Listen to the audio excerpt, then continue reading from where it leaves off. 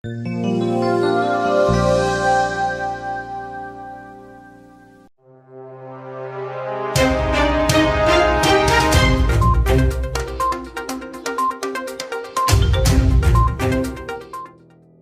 Economic and Financial Crimes Commission (EFCC), Code of Conduct Bureau (CCB), and Independent Corrupt Practices and Other Related Offences Commission (ICPC) have advised the federal government to establish special courts in order to address the delay in dispensation of criminal justice.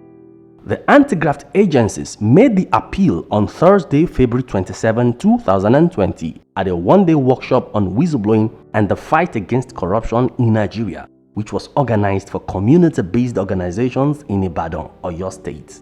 Addressing participants, Dr. Chido Onuma, coordinator of AfricMil, said the workshop was part of efforts to raise awareness of the whistleblowing policy among Nigerians.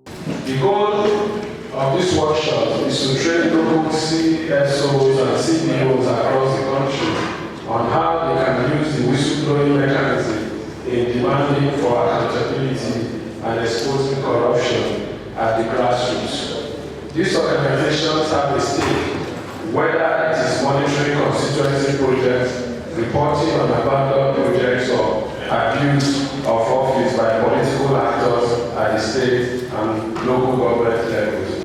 Ibrahim Magu, acting chairman EFCC, who was represented by Dr. Ben Ubi, head legal and prosecutions department at the commission, advised the National Assembly to pass the whistleblowing bill into law, adding that the policy could be dropped with a change of government. Emphasizing the benefit of whistleblowing, he urged state governments to join in the anti-corruption fight by adopting the policy. Public policies are only documents and not law, but can lead to new laws.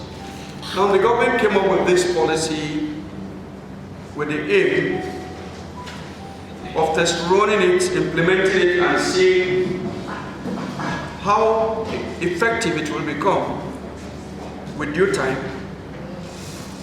and with the help of the National Assembly, possibly become a law in Nigeria.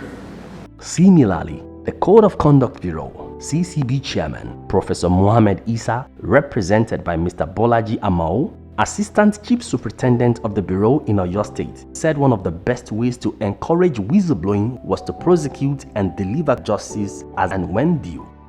As much as possible. So we have this system whereby even if you are able to catch you during your time of service for career civil servants or public officers, at the end of your life in public service, when you are going to retire, you must compulsorily fill asset declaration form. The chairman of ICPC, Professor Bolaji Owasonwoye, who was represented by Mr. David Oluwole, Chief Superintendent Investigation of the Commission in Oyo State, in his submission, noted that the original plan of the whistleblowing policy was to ensure that whistleblowers' identities were kept secret to shield them from reprisals, adding that the ICPC had succeeded in doing that to the best of its ability. It can never happen, and it has never happened, that a whistleblower will not end up recovering the one that we receiving end of. Though we have had instances where people who also are skeleton in their cupboard have written petitions, but along the line, it's supposed to be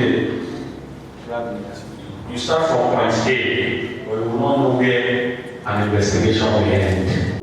Dr. Garba Abari, Director General, National Orientation Agency, represented by Mr. Moshood Olaleye, Deputy Director Programs, Oyo State, said it was unfortunate that the masses were passive and unassertive in the fight against corruption. I want to do my bad. I want to do for my relative. And you know that if that election officer is to attend to all those requests, telling he must steal money, and still that money, he won't be able to deliver all the shipments that he's supposed to deliver to the communities. Mr. Obatunde Oladapo, Executive Director of Plan Health Advocacy and Development Foundation, said some Nigerians glorify corruption and dubious acts rather than correct it. It is even, you are even made to look like a fool if you are not a liar. I've seen jokes of young persons, this Emmanuel and all those things, that even glorify being dubious. Instead of us seizing all these opportunities to be able to reorientate our people, we are leaving it and things are getting worse. Earlier in his presentation, AfricMill's program manager Abdulaziz urged community-based organizations, CBOs, to get involved in whistleblowing policy by sensitizing others and advocating for its adoption at the state level. Fighting corruption is not for the government alone, and I think everybody here, the officials that are here, will also tell you the same thing. Why? Because government cannot function in isolation. We are all parts of government. Also, we are actually the government because the power in the democracy belongs to the people. The workshop was the third in the series of whistleblowing sensitization workshops planned for CBOs under the Corruption Anonymous project supported by MacArthur Foundation. Participants at the event also expressed their view about the whistleblowing policy and the fight against corruption. If we have a civil servant within the system who is an insider, he knows when and how and the manner they siphon money, and such a civil servant is ready to blow the whistle.